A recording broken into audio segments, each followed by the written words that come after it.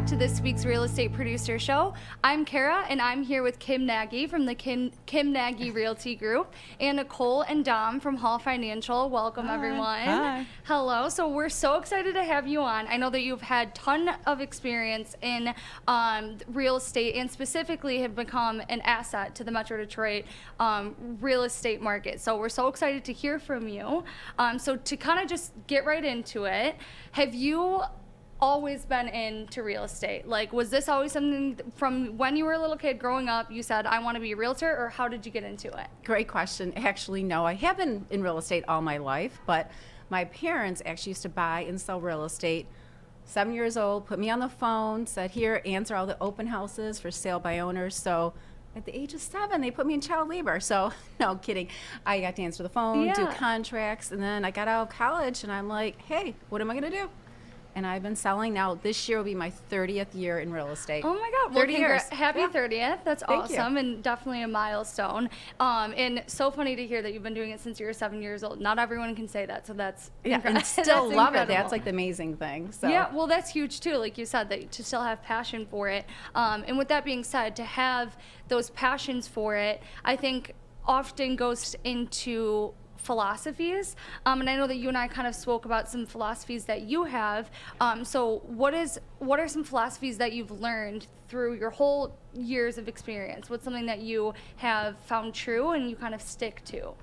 Great question. A couple of them, I guess it's kind of evolved. I mean, real estate's one thing, I think why I'm still passionate about it. It's constantly changing. Technology, the way customers want to be interacting, and I just feel if you always do right by the customer, you'll always still be in business. And I think that's been like a huge thing why 30 years later I'm still here. And the best part is half my clients become my friends. So repeat and referral. So just always do the best thing for them, and you never have to worry about it. Yeah, I love that, and that's huge. You're right. Intentions are everything. So Yes. absolutely. And make sure they feel heard and seen. Yeah. So definitely. So you were just talking about doing right by your client. And we know that this market has really changed over the last 2 years. It's been crazy. And so we've heard of, clients waiving their inspection, waiving appraisal guarantees, appraisal gaps. So doing right by your client, what do you suggest to your client? Do you suggest these things, or is it just sometimes you have to do it just to get the deal done? How do you go about it? Great question. We meet the clients where they're at, and we really go over, obviously, location, what's important to them. Then we have a second conversation on, here's what the market looks like. I mean, it's not easy, but we are winning. And what is your time frame? Most importantly, what happens if you don't get a house? So it's not about us or what our needs are. It's about, is this house important to you? Where do you need to be? And do you truly need to move? So it's having the hard conversations, and also having the hard conversations are, do you know what happens when you waive a home inspection?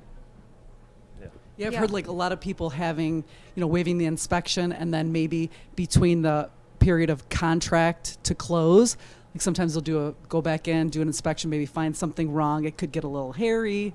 So it just seems a lot different nowadays. It's definitely different, but most importantly, we don't want them to be upset 6 months to a year afterwards saying, I really wish we would have done that. So we really go over, before they start the process, what the market looks like, but we also tell them, like, the price you're seeing right now is just an offering price. It's not going to go for that price. So, going over what you're expecting, I think that's why our buyers are getting a contract within like 1 to 3 versus the average agent is taking like 5 to 10 offers before they get accepted. So we're really, working on it daily, finding out what's working, what's not, but really hearing what they have to say. It's not about us. Yeah, absolutely. It's absolutely about them.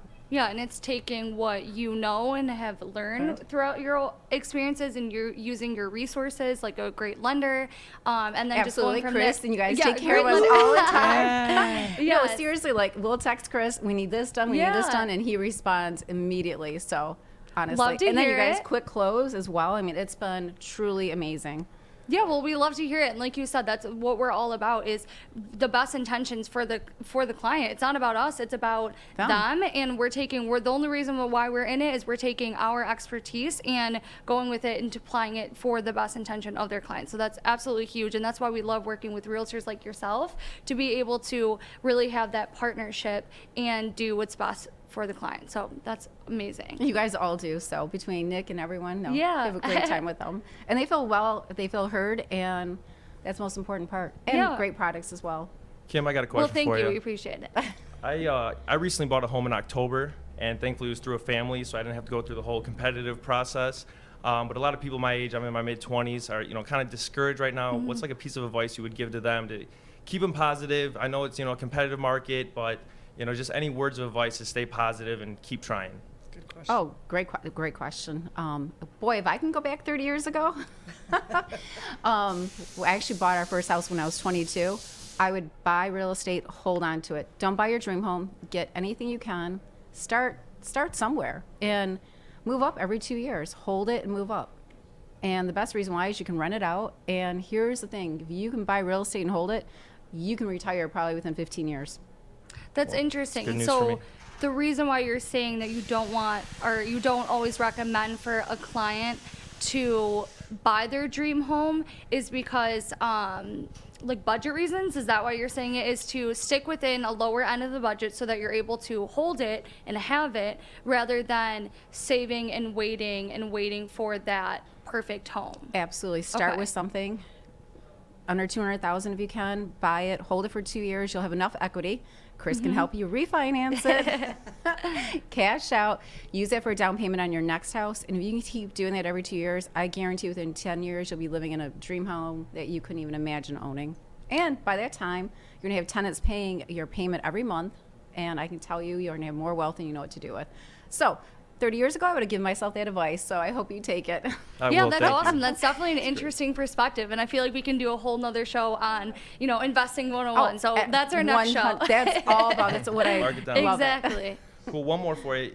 When it comes to home buying, in competitive home buying, what's like the biggest question that you're seeing when people are calling you up in terms of, hey, it's competitive, what should I do, or what moves should I make? What's question number one that you're seeing a lot right now? They're truly asking what the market looks like and what does it take to get a home. And we just really go over the process with them. Biggest thing right now is to tell them interest rates are fluctuating. So if you think you're going to wait for cheaper interest rates, they're not going to happen. And two, the market's not going to crash. That's one thing we know. I mean, right now there's a shortage of 15 million homes. So the market's not going to change. So if you're waiting for that to crash to happen, you're going to be paying a lot more interest rate wise, payment wise, and then you're going to get a lesser house. Yeah, absolutely. Question. So I see you and your team are really big into social media. You guys have great social media presence.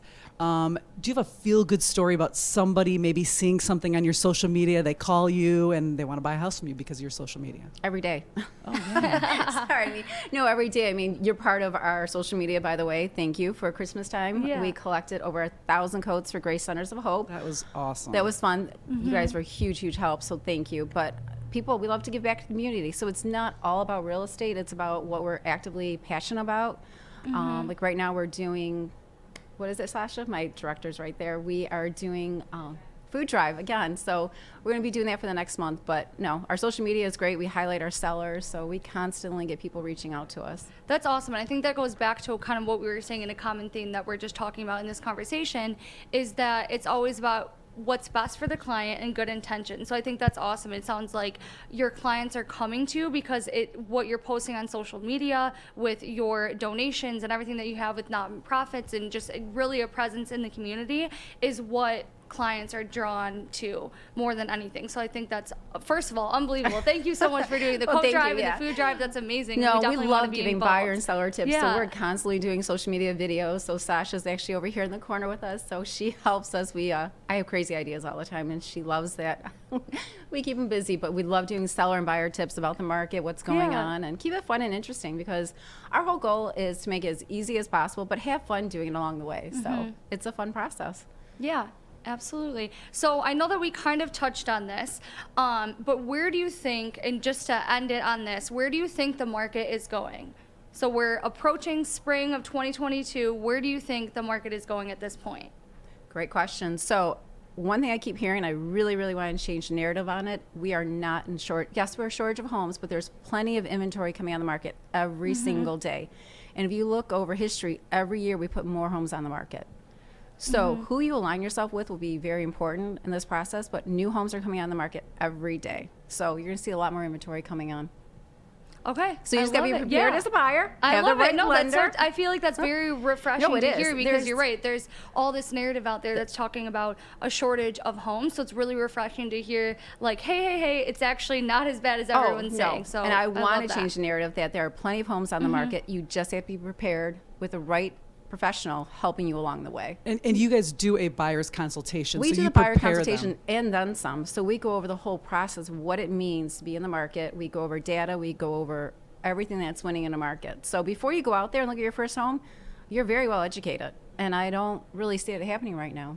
So it's important for us to be educated. So when you make your first offer, if that is your dream home, we don't want you to lose it.